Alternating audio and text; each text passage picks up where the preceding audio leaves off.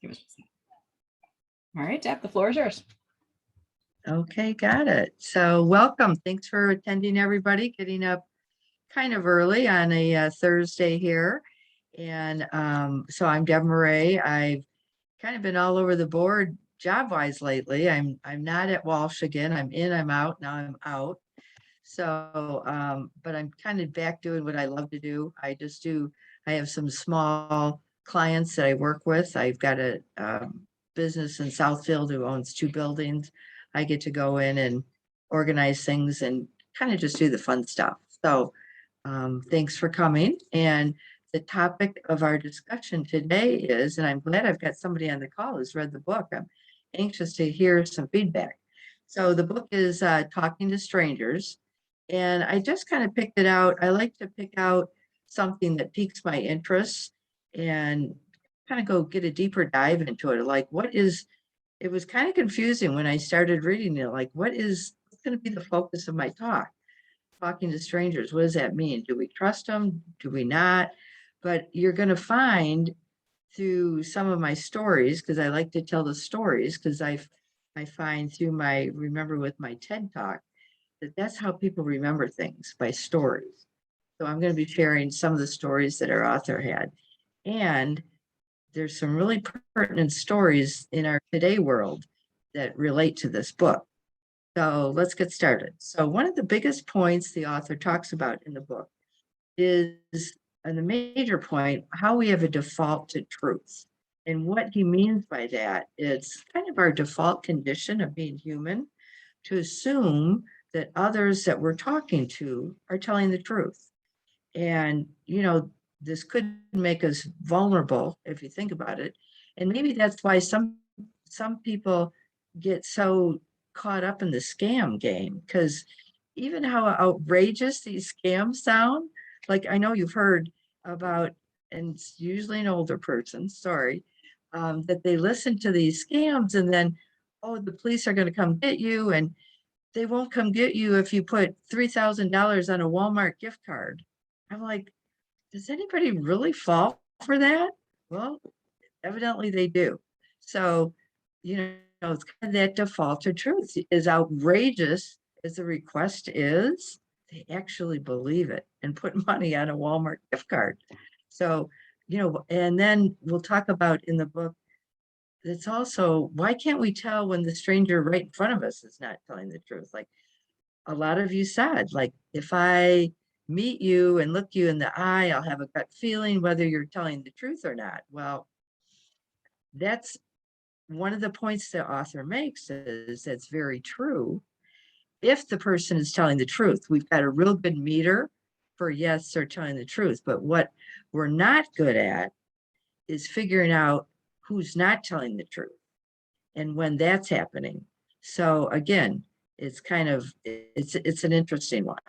And, just so having an awareness, dealing in a world that's increasingly full of encounters with lots of different people and different aspects. It's just one of the things I went away with the book is it's just not as simple as it seems.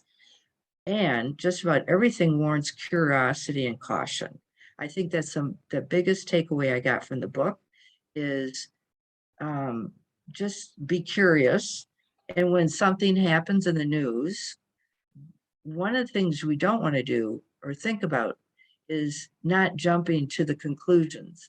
Wait until you get more information, because a lot of times the first information out on any situation, and we'll talk about one of those really pertinent situations towards the end, is a lot of times the first information out is not accurate. So it's really important to, again, kind of be curious and hold off on judgment. So each chapter in the book is kind of devoted to understanding a different aspect of this stranger problem. And the author uses many examples. And in all the cases, the parties often relied on a set of strategies, just like we all spoke about. What is your strategy to translate whether somebody is being honest in their word or intention? And we'll give some good stories to show kind of where it went wrong, but you'll see these stories can also relate to your own life. So one of the first ones he talked about is it's called the Mountain Climber. So it's a nickname for one of the most talented, sophisticated institutions in the world, the CIA. And the Mountain Climber is one of the most successful CIA, spies, let's say spies. And so the story relates back to 1987 when a spy called Tiny Estelda defected from Cuba, from the Cuban intelligence service. So he did like a walk-in. He came to one of our United States embassies, walked in and said, I want to defect. And we, of course, got excited because remember back in 1987, as today, there's a lot going on in Cuba that we wanted to know about. So, he knew, being from Cuba and his close ally was the Soviet Union, we were very interested in what he had. So before his debriefing began, the spy said, one request, I want to meet the CIA former Havana station chief, known to the Cuban intelligence as the Mountain Climber. So it's one of the top chief officials in the CIA. So the Mountain Climber was a legend all over the world. His tradecraft was impeccable, incorruptible. He was known everywhere. So the meeting was granted, and Espilga, once he got in front of him, and the Mountain Climber, kind of tested him to see if he was accurate, he let out the bombshell that over a dozen of our CIA agents were actually double agents. So the CIA, you would think, good at spotting spies and dishonesty, like they've got the best tools, they've got the best metrics. 12, more than a dozen of what we thought were our top CIA spies to Cuba were actually double agents. So that was just, it was almost too much that we could handle. They were all working for Havana, spoon feeding CIA information hooked up by the Cubans themselves. And then, so, if our CIA agents can't spot a dishonest person, what's my luck of doing it? But then it gets worse. When the Berlin Wall fell, an East German spy chief, Marcus Wolf, wrote that not a single CIA agent that had worked in East Germany without having been turned into a double agent. Once again, here we are, top CIA, and the Mountain Climber was involved with this. And that's one of the things we're going to do maybe at the end. Like, if you have what would your secret agent, double agent name be? Because I'm trying to think of you for me. One of them is Mushroom Girl, and I'm sure you can understand that. And another one would be Sunflower, because I like flowers.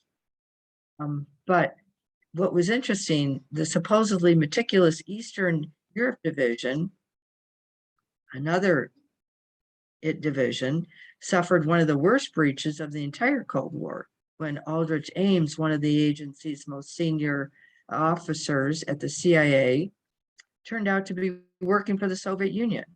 So there we go. The Mountain Climber, one of the most talented people at the most sophisticated institution in the world, had been witness 3 times to a humiliating betrayal. First by Fidel Castro, then by the East Germans, and then at the CIA headquarters by what Aldrich Ames, that the Mountain Climber described as a lazy drunk. And here he was, a double agent. So the CIA's best can be misled so completely. What chance do we have? So that's the first story. So next story, let's talk about getting to know Hitler. So this was another story. And we'll kind of tie it all together with some other examples at the end. So Neville Chamberlain, the prime minister at the time, was considered a master politician who engineered a meeting with Hitler. So as you can imagine, back in the day, everyone wanted to know what was Hitler's intentions. And Chamberlain flew back to Germany 2 more times. He actually met with Hitler And he's like, I got this. I'm going to meet with him. I'm going to figure out if he's going to invade Poland or what his intentions are. So that was Chamberlain. And his thing was let me meet with him. Let me look him in the eye, and I'll have the information. So he met with him a couple of times, and Hitler, I guess, was pretty charming in some ways. He was a little bit of a wild card, but a lot of times he was kind of charming. So Chamberlain was certain that Hitler was being honest with him, and his only intention was to seize Sudetenland. So all this extra information that Chamberlain gathered from his personal interactions with Hitler actually didn't help him see Hitler more clearly. It actually did the opposite. So the puzzle is the group that actually met directly with Hitler was wrong about Hitler in every way. And the people who were right about Hitler were those who knew the least about him personally. For instance, Winston Churchill never believed for a moment that Hitler was anything more than a duplicitous thug. And Hitler was someone he'd only read about. He'd never met him.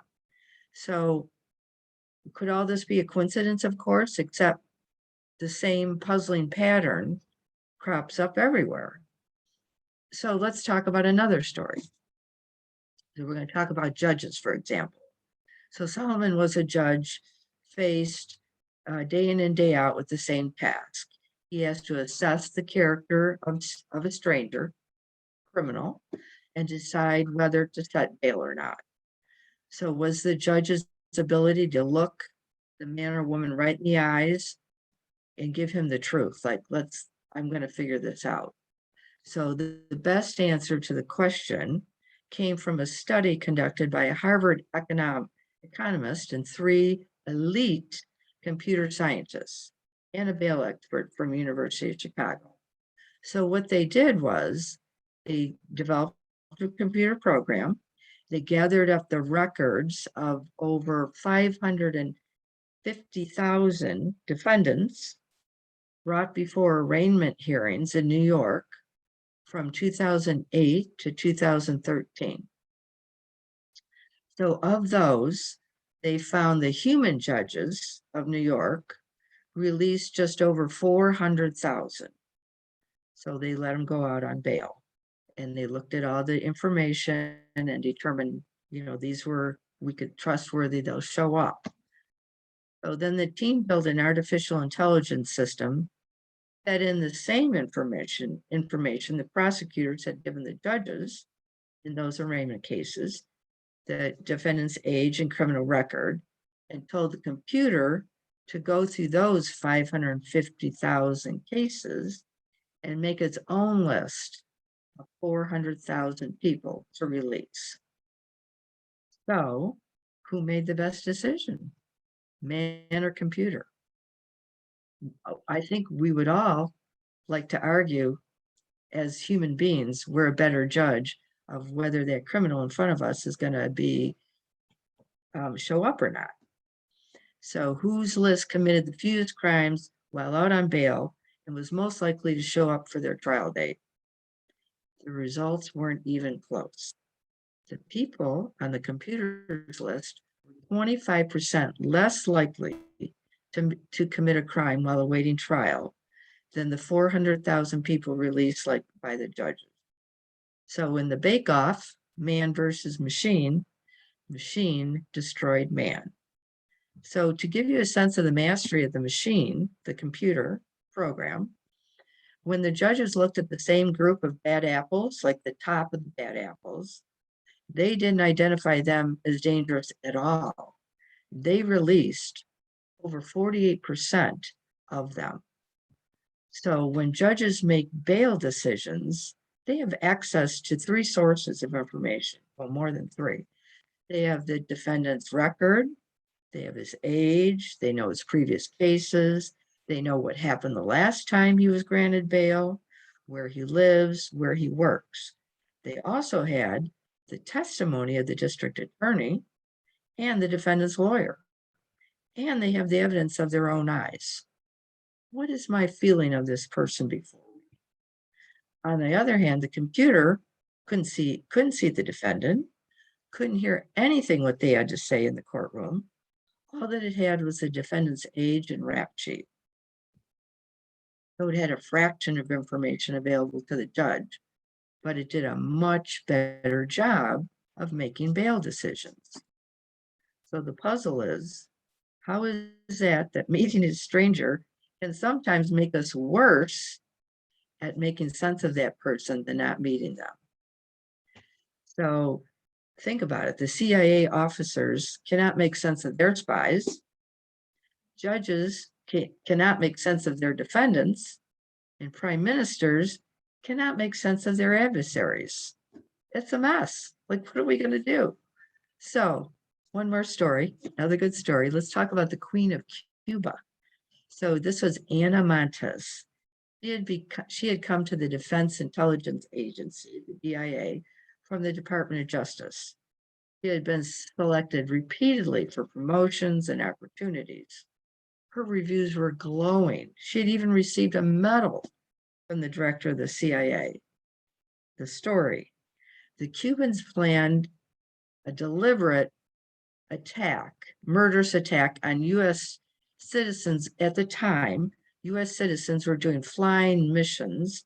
They were going into international airspace, rescuing refugees that were escaping from Cuba. Obviously, Cuba didn't like this. And so at one point, Cuba sent a warning to the United States: knock it off, otherwise we're going to do something bad, like maybe shoot your airplane down. So they gave us the warning. It just so happened that the day before they shot down a U.S. plane, that actual warning was delivered. So who arranged? So it's interesting that somebody at the CIA was aware enough to think they just delivered this warning a day before, and then they shot it down. So the question was, who set up this meeting? Was this planned? It seemed a little suspicious, and it really made us look bad. It made the U.S. look like, hey, you were warned, and you still let your people go, so they got shot down. So the blood's on your hands. Like, that's how it. And it was a promotional fail for the United States. So the optics were bad. The U.S. had a direct warning and ignored it. It was only a day before.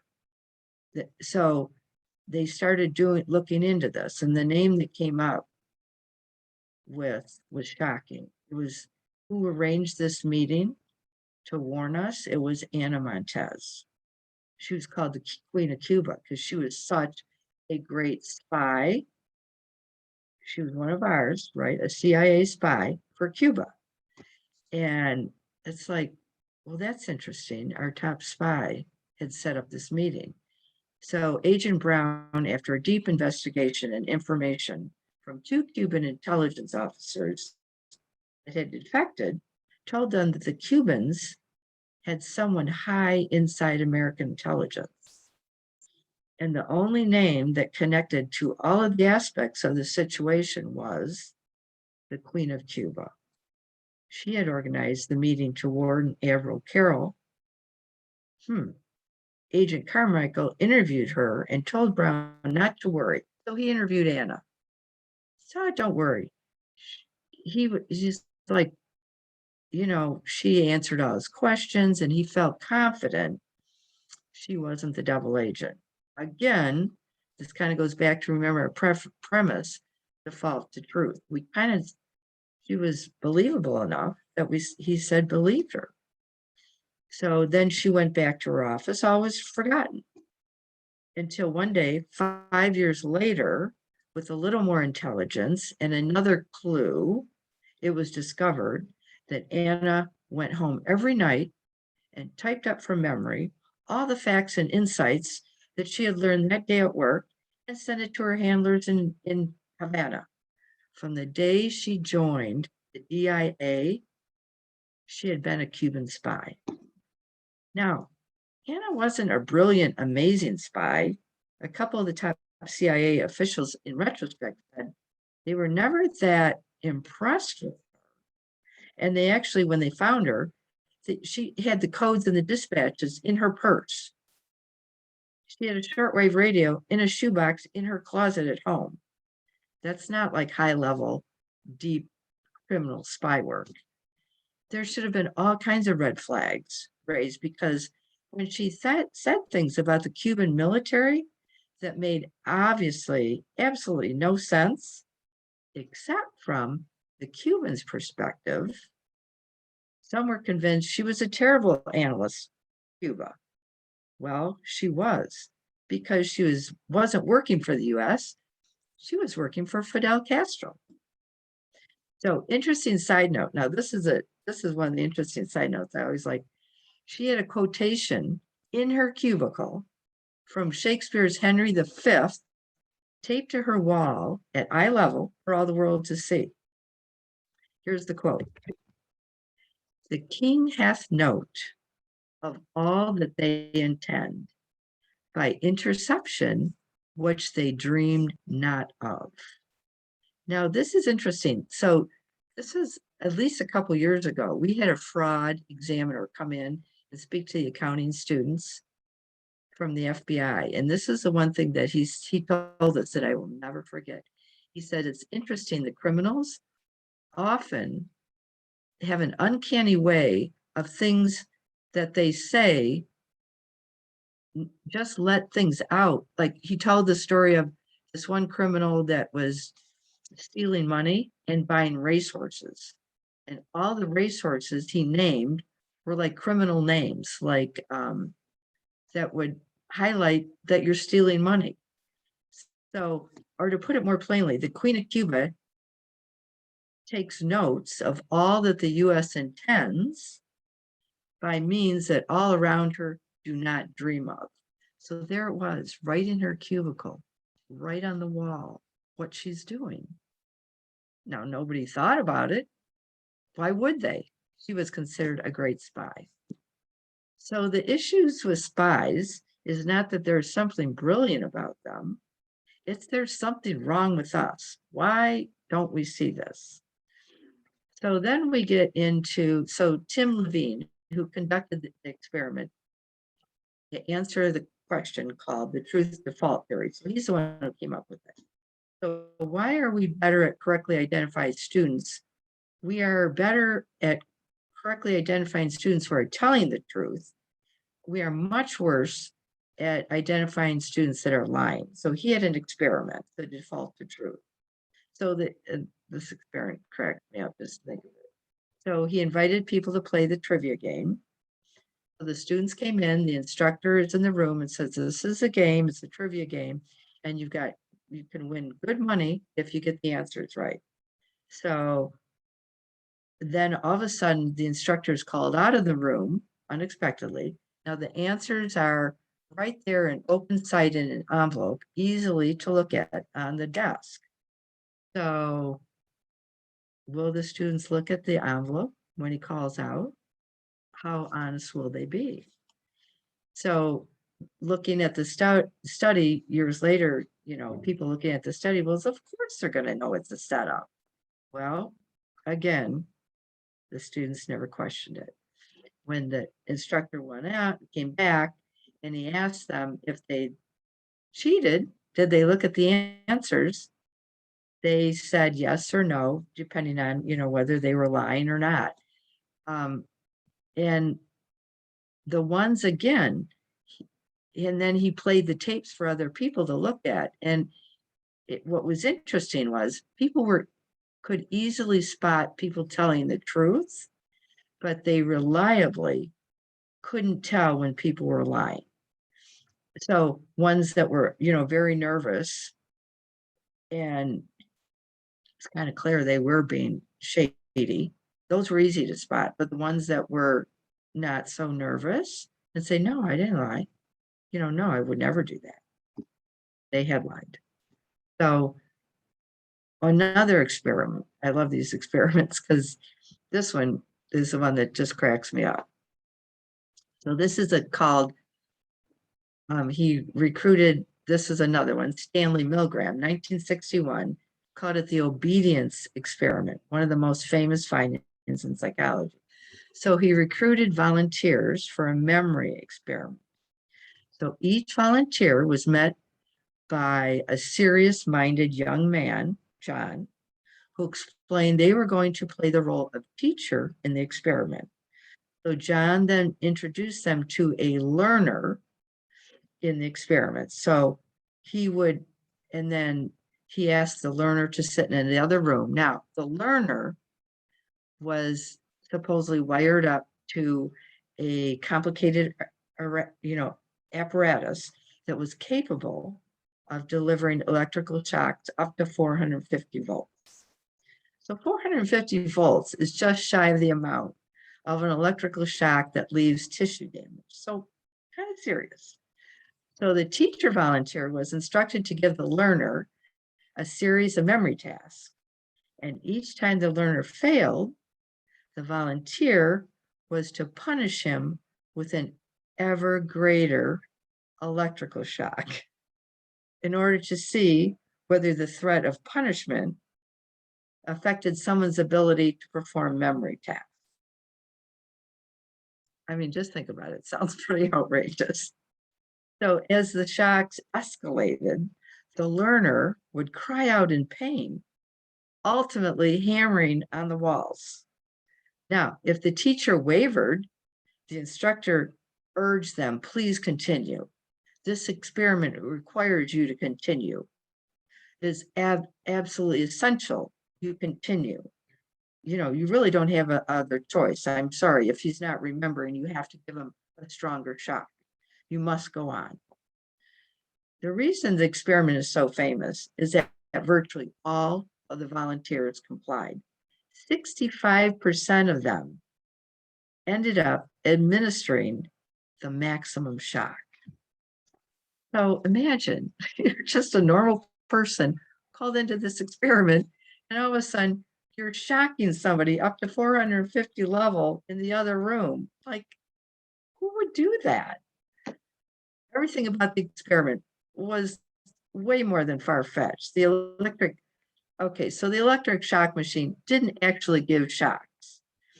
As hoaxes go, Milgram's experiment was pretty transparent, except the people fell for it anyway. They defaulted to truth. They defaulted to, this experiment is real. The instructor is giving me good instructions. I have to comply with what he's doing. Over 40% of the volunteers did pick up that something was odd, something that suggested the experiment was not quite what it seemed. But those doubts were not enough to trigger them out of the truth default. And one of the volunteers even said, like, he had nightmares. For weeks, he checked the obituary to see if the person that he was shocking had actually died. I mean, that's how bad it was. So Levine's point was, you believe someone not because you have no doubts, because some of these people did have doubts, like, this is crazy. So belief is not the absence of doubt, but you believe someone because you don't have enough doubts about them. So there's actually a level to when you have enough doubts that it raises to, like, I can't believe this anymore. And some of the people in the volunteers in there did finally rise to that level, like, this can't be true. And then, so a couple more short stories, then we'll wrap it up. So Bernie Madoff, everyone knows about Bernie Madoff. He was the Ponzi scheme, $50 billion. He tricked everybody. The SEC, everybody knew, like, something's not right about this. The numbers don't add up. His metrics don't add up. Why? How is this happening? Nothing made sense. Smart people, smart mathematicians, that doesn't make sense. They met with Madoff. He was like, they walked away going, I don't know. The guy says it's his gut feeling. This is how he's making all the money. Gut feeling. He knows how to get in the market when it's down and get out when it's high. Okay. They all believed him, except somebody had a doubt. So Madoff's answers was that he could just see around corners. So as at the SEC post-mortem on the Madoff case, like the SEC defaulted to the truth and the fraud continued for years until one person, Harry Markopoulos, testified at a national hearing. He was an independent fraud investigator. No one had ever heard of him. He says, I figured this out 8 years ago, but nobody would believe me. He said, I had enough red flags, the mathematical proof, nothing made sense. Madoff said, the reason he's making all this money, he's using derivatives. This is a special financial tool. And Markopoulos said, okay, I'm in the derivative market. I'm going to call the top 5 investment firms that worked in this area. Nobody had ever heard of Madoff. Nobody had ever done business with him. The guy's a crook. So it didn't make sense. So once again, you kind of go back to how did he figure it out? Well, he was raised in a family business that he saw a lot of theft, and his default was to everybody's lying. Nobody's telling the truth. So it's interesting that, these different things make us want to believe things, but in fact, our default to truth is it's an area that we really should keep an eye on. Hey, Deb. So we're almost done. Got it. Yeah, I'm gonna just jump in real quick because I always like to stay to my commitments, and we're gonna formally end by 9, but Yep. we'll let you finish off your stories and then we'll move into Q&A. I have a hard stop at 9, so I'm gonna stop the recording now if that's okay. We'll continue on, and we'll turn the floor over to Andrea actually for final comments right now about the group, and then we'll let you continue on with the stories, and we'll keep it open for Q&A for a couple more minutes. Is that okay? I apologize to jump in. Nope, good. I love you. I love this approach. You just gave me so many great ideas